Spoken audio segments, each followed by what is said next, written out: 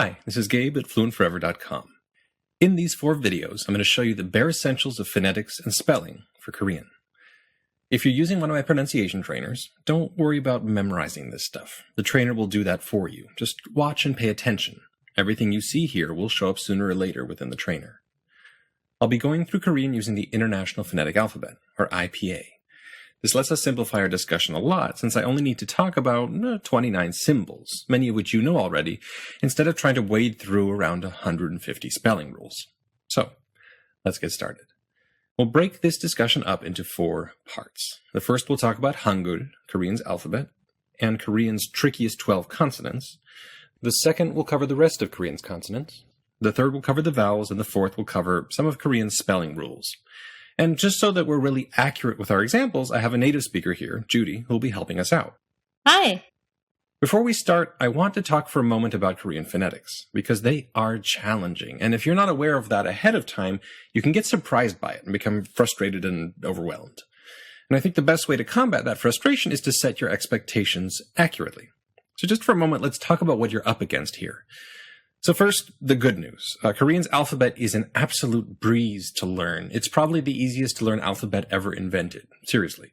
So that's not going to cause you much trouble at all. And it's honestly one of the reasons I'm starting with this discussion about expectations. You can get so swept away by the ease of the alphabet that you get totally caught off guard when you run into the hard parts. The first really tricky part in learning Korean phonetics is that the sounds of the language are probably going to be new to you, and at first they're going to be pretty difficult to tell apart. The goal of the first 3 videos is to really break those sounds apart, so you can see and hear exactly what's happening in your mouth, which will help you when you try to hear and produce them.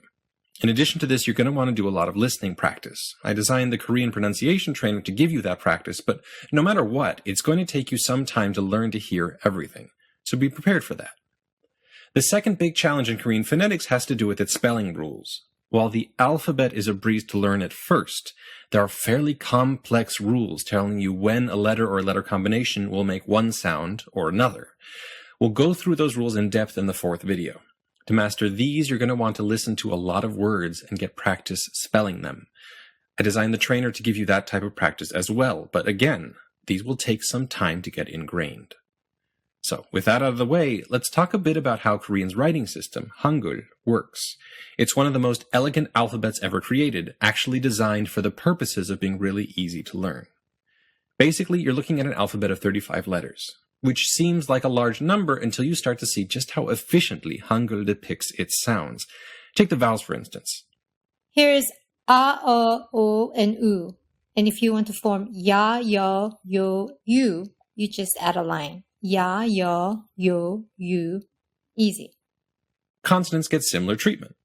Here's ga, da, and ja, and ba. And here's a different version of those 4 consonants with more air coming through them. Ka, ta, cha, pa. Except for the p sound, again, you're just adding a line to each letter to make new related sounds. There's even a third version of those same sounds, and again, rather than having to memorize a new letter, you just double up the original symbol. Ga, da, ja, ba. The alphabet is full of really clever features like this, and you'll find that learning the letters is going to be one of the easiest, fastest parts of Korean. Now, if you've run into written Korean in the past, you may be a bit confused by now, since the letters I've been showing you are kind of blocky and simple. They're composed of just a few lines, and yet the Korean writing system looks a lot more complex in practice. What's actually going on here is that Korean groups its letters into syllables. So instead of s, e, you get se. Instead of t, uk, you get tuk. Instead of b, u, ul, you get br. If there's a final consonant, it always goes on the bottom. And your first consonant and vowel will either go left to right or top to bottom, depending upon whether the vowel letter is tall, like a, o, I, and e, or if it's wide, like u, o, or u.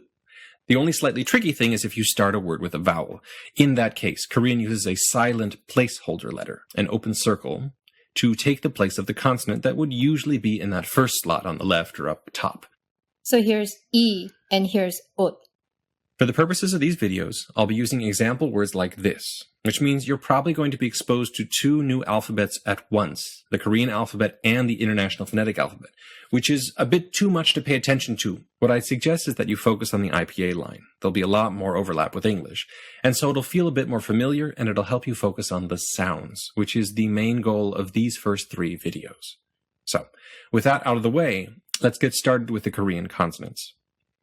To really understand how to make most of Korean's consonants, we're going to need to get a crystal clear understanding of 2 concepts, known as voicing and aspiration. So we're going to cover these 2 concepts in a lot of depth. Honestly, more depth than I've done for any other language. So first, let's talk about voicing, because voicing is pretty simple. Most consonants in English come in voiced and unvoiced versions. For instance, B is voiced P, D is voiced T, and Z is voiced S. You can get a feel for this by putting your hand on your throat and saying zzz.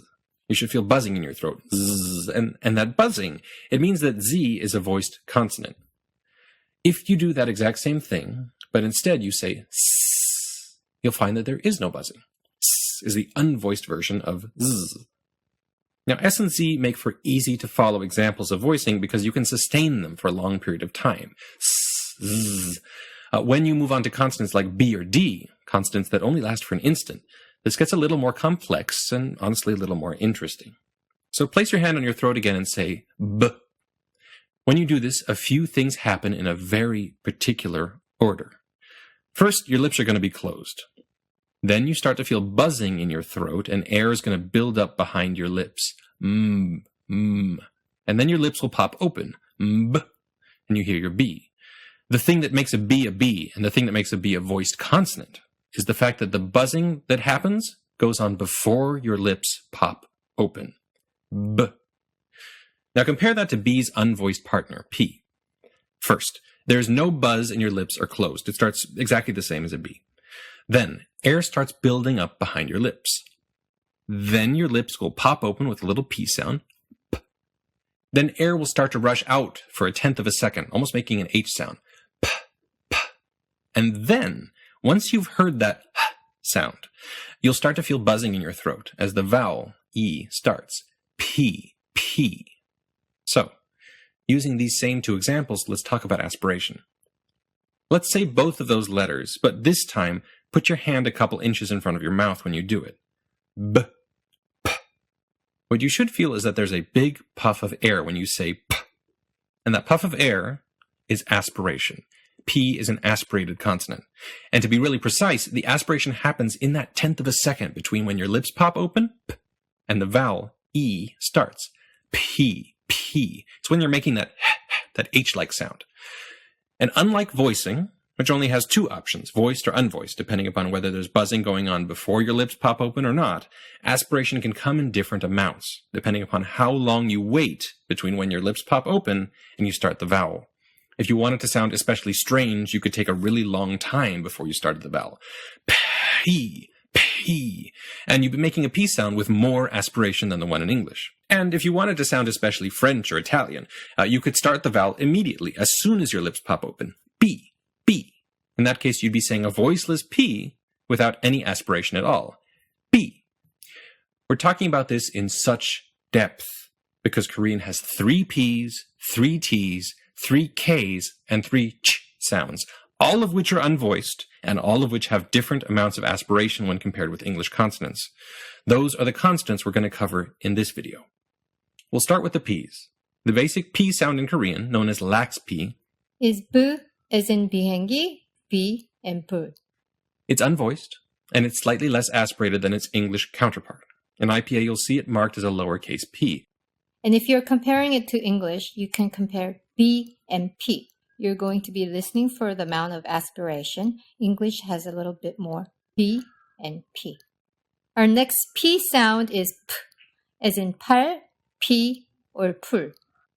It's also unvoiced and has a lot more aspiration than its English counterpart. So English has P and Korean P. Last but not least, there's the so-called tense consonant. B as in 뽀뽀, bin, and 뿔. This one is totally unaspirated, so you're starting the vowel as soon as your lips pop open. bin. But it has one more feature. which is that your throat's going to tense up a bit as you say it, and you're going to pop your lips open faster. As a result, there's going to be more energy in the consonant, and so once your lips pop open, the vowel will be higher pitched. So it's not just B, it's B. And if you want to compare this consonant to the English P sound, you can use Bini and Pini. So if we're comparing all three Korean Ps to each other, there's 불, 풀, and 뿔. Next, let's talk about the T sounds in Korean. The basic T sound in Korean, known as lax T again, is D as in 당근, 댁, and 달. In IPA, you'll see it marked as a lowercase t. And just as P was, it's unvoiced and slightly less aspirated than its English counterpart. It's also made in a slightly different spot in your mouth. In English, T's are made with the tip of your tongue pulled away, back from your upper teeth, onto your alveolar ridge. T, t, t. But in Korean, the tongue is a bit further forward. You're basically almost touching your front teeth with the tip of your tongue. If you're comparing it to English, you can compare 댁 and 택. You're going to be listening for the amount of aspiration. English has a little bit more. 댁 and 택. Our next T sound is T, as in 토끼띠, 탈. Predictably, it's also unvoiced and has a lot more aspiration than its English counterpart. English has T, Korean T. Last but not least, there is tense T. 뜨, as in 딸기, 땡, 딸. It's totally unaspirated, and again, the tension in your throat will make the vowel afterwards be a bit higher pitched. So it's not just 땡, it's 땡. If you'd like to compare this consonant to English T sound, you can use 땡 and 택. So comparing all three Korean T's to each other, we have 달, 탈, 딸. Our second to last set of sounds are the K sounds of Korean. First, we have lax K. 그 as in 고기, 기. If you're comparing to English, you can use 기 and 키. Our next K sound is the aspirated 크 as in cup, 키. If we're comparing to English, English has 키 and Korean 키. Then comes tense K. 끄 as in 꼬마, 끼. If you're comparing this consonant to the English K sound, you can use 끼 and 키. And if we're comparing all three Korean Ks to each other, there's 기, 키, 끼. The last sounds we'll cover in this video are the ch sounds of Korean. There are three of them, a lax one, an aspirated one, and a tense one, just like the other consonants in this video. But now we're kind of in new territory, since there's no real equivalent to k in English. So let's spend a second talking about what to do with your mouth to make this sound, before we jump into the three versions of it. Ch sounds a lot like ch in English. English's ch sound is made of a t sound and a sh sound, which combine and both involve your tongue touching your alveolar ridge, like this, ch. For Korean's ch sound is made with the tongue a bit further forward, and the middle of the tongue further up, like this, ch. You're nearly touching the roof of your mouth. And like all the consonants in this video, we have three versions. First, we have the lax version. ch as in 자다, 지. If you're comparing to English's ch sound, you can compare 지 and 치. Our next ch sound is the aspirated version. ch as in 차다, 치. If you're comparing to English's ch, English has 치 and Korean 치. And then comes the tense version. 쯔 as in 짜다, 지. If you're comparing this consonant to the English ch sound, you can use 지 and 치. And if you're comparing all three Korean ch sounds to each other, there's 자다, 차다, and 짜다. And that's it for the trickiest of Korean's consonants. In the next video, we'll cover the rest of them. To quickly review, we talked about voicing and aspiration in this video, and how they're both really all about when your vocal cords start vibrating. That can happen before you open your mouth for a voiced consonant, like B, to right when you open your mouth for an unaspirated, unvoiced consonant, B, to long after you open your mouth for a really aspirated, unvoiced consonant, P. And then we jumped into 12 of the trickiest consonants of Korean. The three P sounds, lax B as in 비행기, which is very slightly aspirated, aspirated P as in 팔, which is much more aspirated, and tense B as in 뽀뽀, which is unvoiced, unaspirated, and comes out with a lot of lip and throat tension, which usually makes the vowel afterwards higher pitched. 뽀뽀. And then we had three T sounds. lax D as in 당근, aspirated T as in 토끼, and tense D as in 딸기. Then came the Ks. lax G as in 고기, aspirated K as in cup, and tense G as in goma. And finally, the three ch sounds, which are made in a similar way to ch in English, except your tongue is much closer to the roof of your mouth. There was lax version j as in chada, the aspirated version ch as in chada, and the tense version j as in chada. And that is all for this video. Next stop, we'll cover the remaining consonants.